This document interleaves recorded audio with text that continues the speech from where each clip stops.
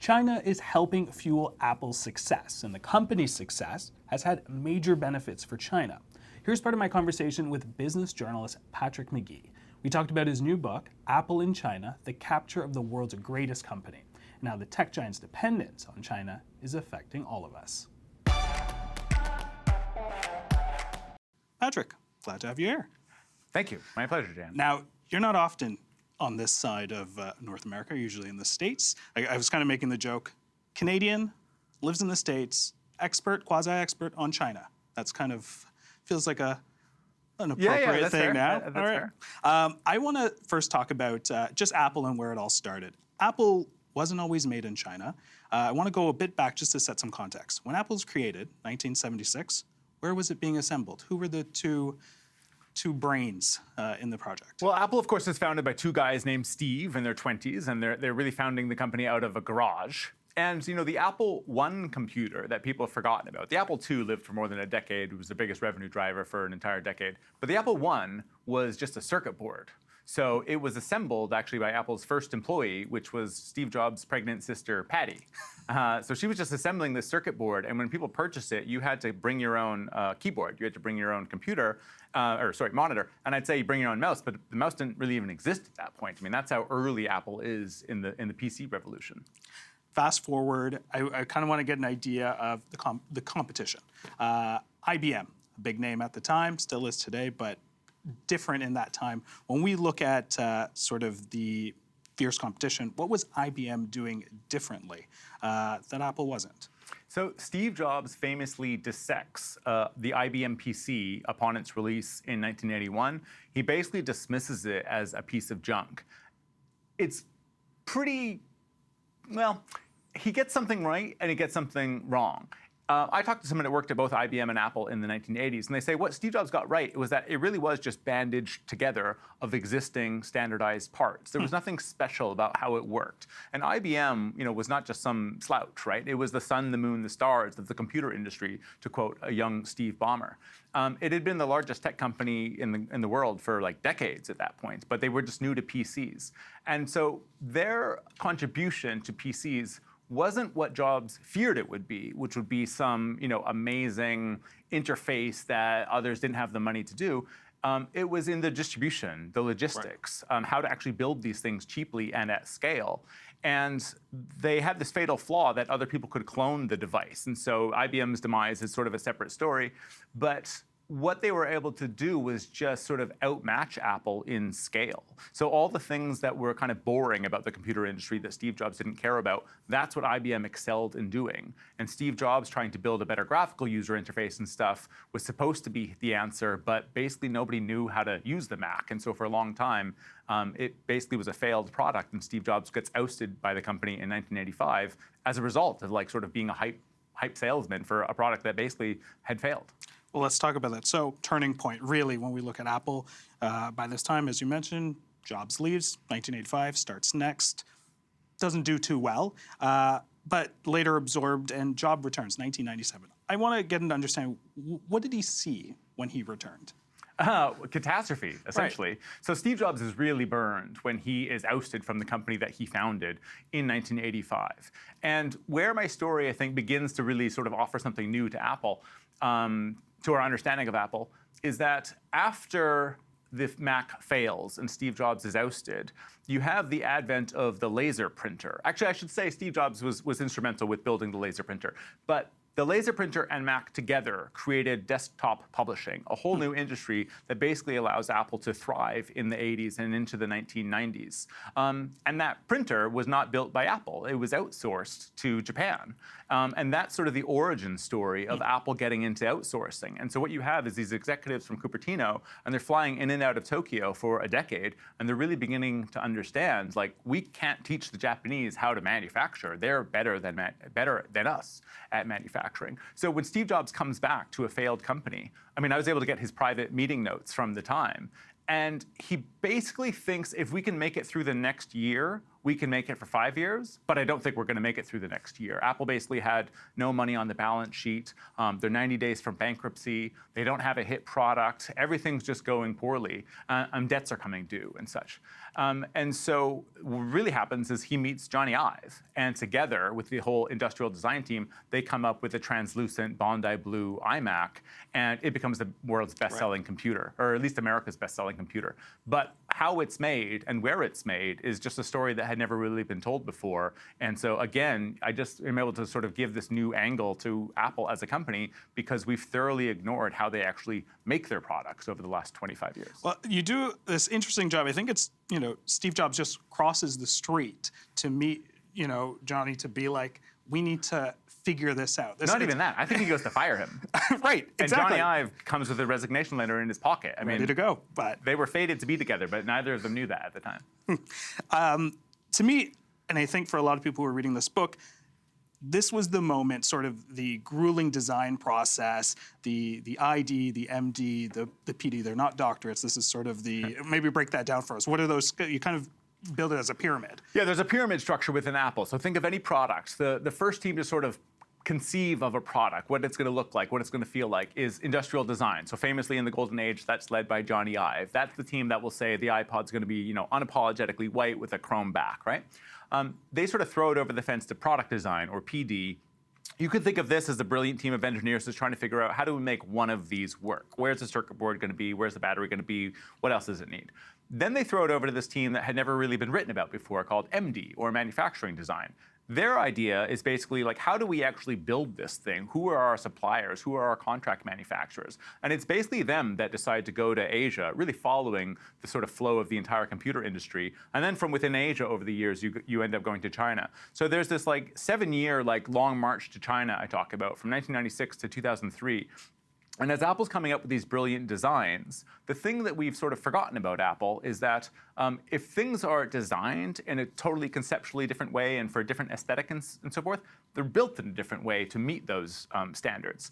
And the building of those things requires training. If you're assembling Dell computers, you don't have the training, the plastic injection molding skills, the metal stamping skills to create a translucent plastic computer. And so MD sends people over to Asia, literally by the plane load, to train up people to meet Apple's demanding qualities. And much later, when the iPhone becomes a big success, you're meeting their quality levels at astounding quantities as well. And when you combine Apple's zero tolerance for defects culture with the mind-boggling quantities that begin with the iPod mini and then extend through to the iPhone, you begin to understand that the sort of meet-cute moment before Apple and China get married ends up having these second-order, third-order impacts where Apple ends up being like a nation builder in China.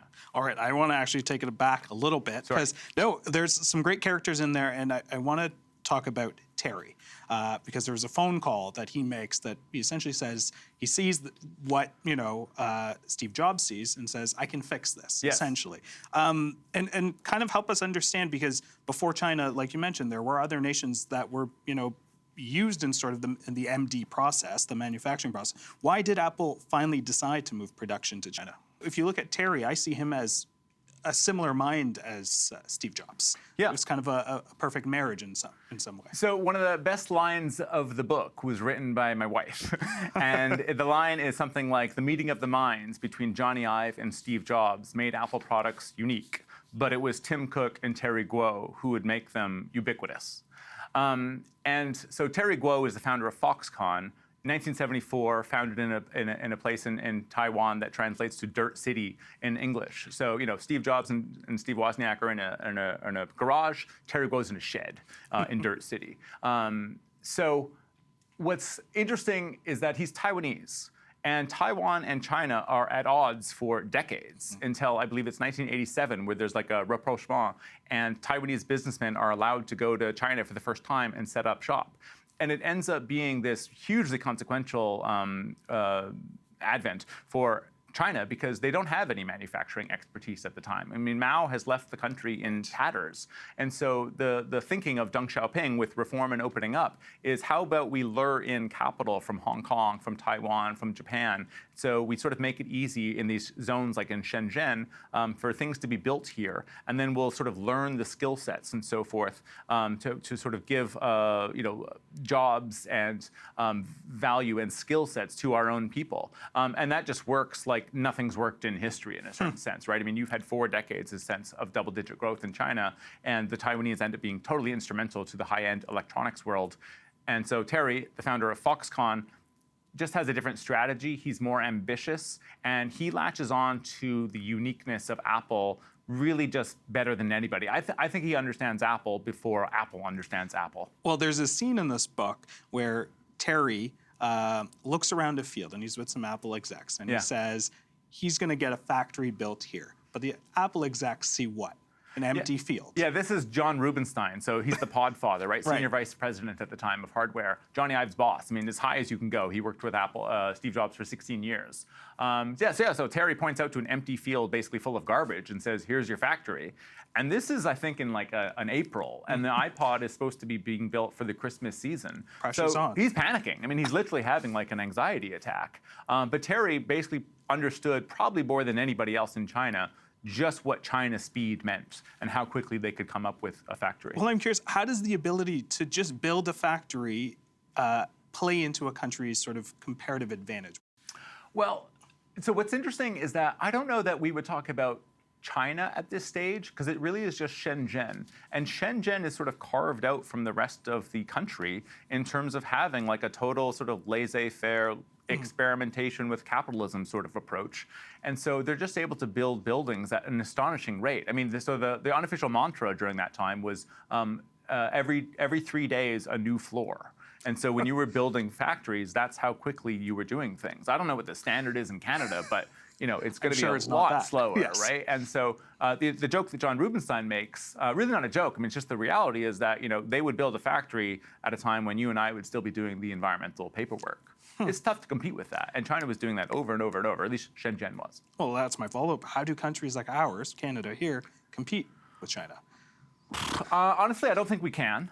There's I guess the basic economic understanding, right, would be comparative advantage. What skills do we have? What assets do we have that we should exploit? Because going after what China is able to excel at, but without the same workforce, without the same population, like we're just going to be failing from the get-go. So there are things, of course, Canada can do, and we're a pretty stellar economy. But competing against the Chinese in high-end electronics manufacturing, that would just be an invitation to failure. I want people to get a better understanding of just the sheer magnitude of what one of these factories could do. How big are we talking? How many workers? What's the output here? The numbers are staggering, but it's not even the size of one factory. It's the fact that what China offers is next-door manufacturing, where around the assembly site you have all these other places doing the plastic injection molding and the metal stamping and so many other things. And so, some of my early chapters are about what it means to manufacture in Taiwan, where you have the expertise, but it's just an island of 20 million people. And so they have to rely on Thailand, Singapore, Japan, and all these other areas. And so what China is able to offer is an ability where people are just going from one factory to another, maybe 10 minutes away, rather than flying over an ocean. And that's what's so difficult to compete with. But an individual factory today, if we're fast forwarding, like Zhengzhou is a place in China that does about half of all iPhone production. They've got 400,000 people working there at peak season. I mean, that's just an incredible amount. And sometimes people think, well, isn't Apple making major investments in Vietnam or India and so forth? And I've got these slides internal to Apple that are a little bit dated. I think they're late 2010s. But it talks about there being 91,000 employees in 70 factories in 5 non-China countries. And so you think 70 factories equating to 90,000 workers compares with one factory in China that has 400,000, right? A company like Beal Crystal, which does some of the glass on the front of the phone, that factory alone has 72,000 workers. So China's just operating on a scale that is hard to even comprehend, let alone compete with. They're playing a different game. Yeah, they have this like Nietzschean will to power through manufacturing. I want to talk about labor. Some of the conditions of the factories are harrowing to read. We know turnover is high. You talk a little bit about, and this was, of course, in headlines of nets being placed around one particular factory to prevent people from taking their lives. And yet, we still needed the factories to make the products we love.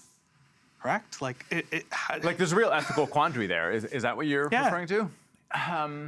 Yeah, and I want to take the other side of it to sort of, be provocative a little bit, but I don't want to distance myself from the hellish conditions that can be in these factories. But the other side of it would be, take like sub-Saharan Africa and China in the late 1970s. China is actually the poorer of the two.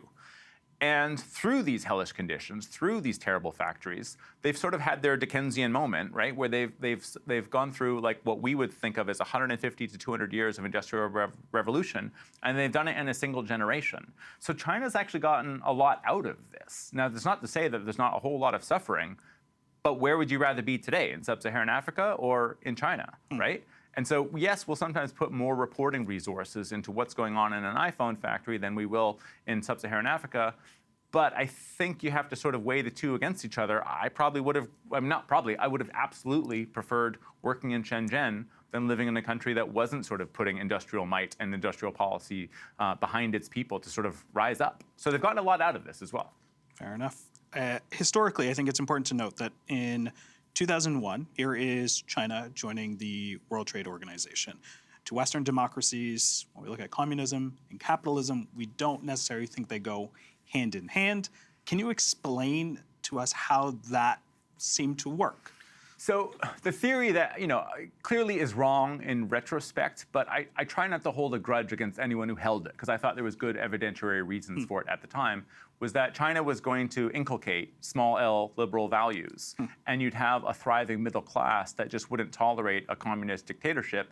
And so, even as early as mid-1980s, Ronald Reagan was talking about a so-called communist country, referring to China. So the sense really was that, look at what Pax Americana has done, right? Countries like Taiwan, Germany, Korea, and Japan had all been authoritarian, in some instances fierce enemies of the United States. But there's this phrase, where commerce doesn't cross borders, armies do. And so Pax Americana was really based on the world's nations trading with one another. And if you did that, then you'd have sort of an interlocking group of nations with similar values. And so that had worked so many times that we thought China would fit into that as well. Well, they didn't, but I don't therefore cast aspersions on anyone who thought that maybe it would have worked out. China's, in a sense, just too big to sort of fit within a paradigm of a country that's, frankly, 1/4 its size in terms of people. I want to talk about Tim Cook. You mentioned him a little bit off the top there.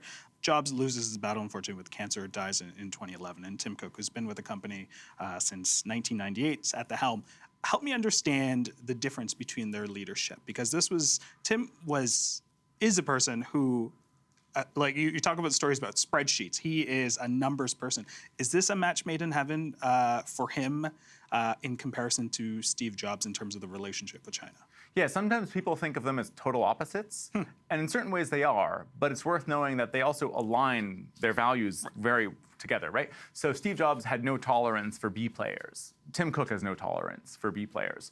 Steve Jobs was a product visionary. Tim Cook knew how to sort of put that in action. So yeah, he is known as Mr. Spreadsheet, and would be able to spend just hours upon hours with executives poring over all these documents. But in a sense, what that's demonstrating is that his capacity to look at all the details, right, was just as intricate and complex as Steve Jobs' vision of looking at all the details of how a product was made, right? So you can see how, yes, those are opposite, but they also go hand in glove. Thank you so much. Thank you, Jeyan.